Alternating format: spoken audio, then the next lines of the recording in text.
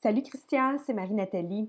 Écoute, je vais te montrer un peu où sont les ressources. Fait que les choses spécifiques au programme, j'en ai discuté avec l'équipe de Cité, puis tout ça, puis les programmes sont tellement différents un de l'autre que c'est difficile d'avoir un site qui a des informations trop spécifiques. Fait que tout ce qui est plus administratif ou qui se rapporte vraiment à peut-être des règles, des choses comme ça, au niveau irait à l'intérieur de ton cours programme, en fait, dans un cité. Maintenant, pour les ressources plus pédagogiques, on a déjà un endroit. Fait que quand je suis venue, en fait, j'ai même demandé aux ressources informatiques de créer un cours, tout ça, puis ils m'ont dit, ben, tu as déjà un endroit. Puis en effet, pour éviter un peu la confusion, là, je pense que l'idéal, c'est en fait maximiser cette ressource-là. Puis je vais la publiciser aussi dans les prochains jours, là, avant la rentrée en tout cas. Puis je la présente aux professeurs contractuels aussi quand je les rencontre. Donc, quand tu rentres dans le portail, là, je vais te montrer aussi, peut-être que tu ne sais pas, mais c'est vraiment important de mentionner aux profs de rentrer dans le portail à travers le portail du site parce qu'ils peuvent s'identifier rien qu'une fois, puis après ça, ils ont accès à toutes les applications puis tous leurs outils. Fait que c'est vraiment important qu'ils passent par là.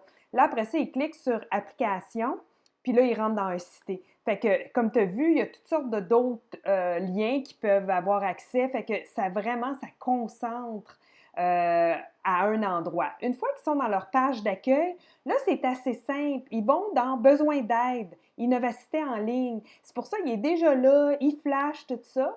On clique dessus.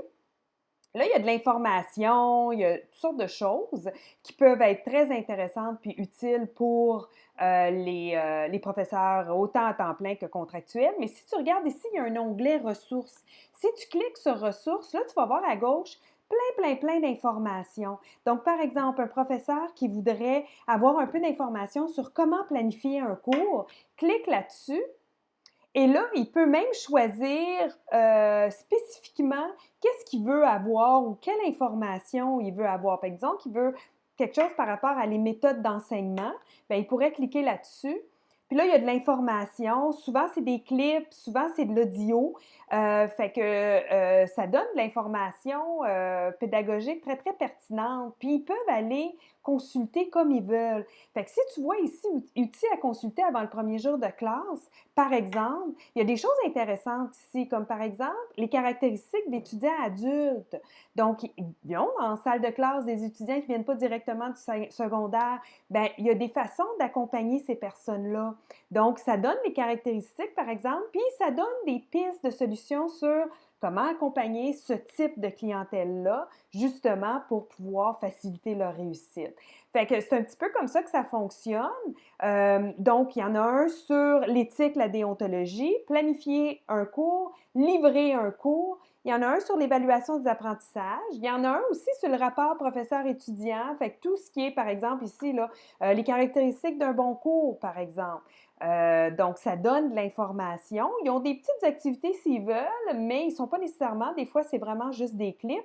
Ici, il y a un dernier dans cette série de modules-là pour, par exemple, un professeur, encore là, temps plein ou contractuel, qui voudrait évaluer un peu, faire une petite auto-réflexion, une auto-évaluation en lien avec son enseignement. Donc, il y a ça aussi. Fait que c'est vraiment la meilleure place à diriger là, les professeurs contractuels pour des ressources plus, je dirais, pédagogiques.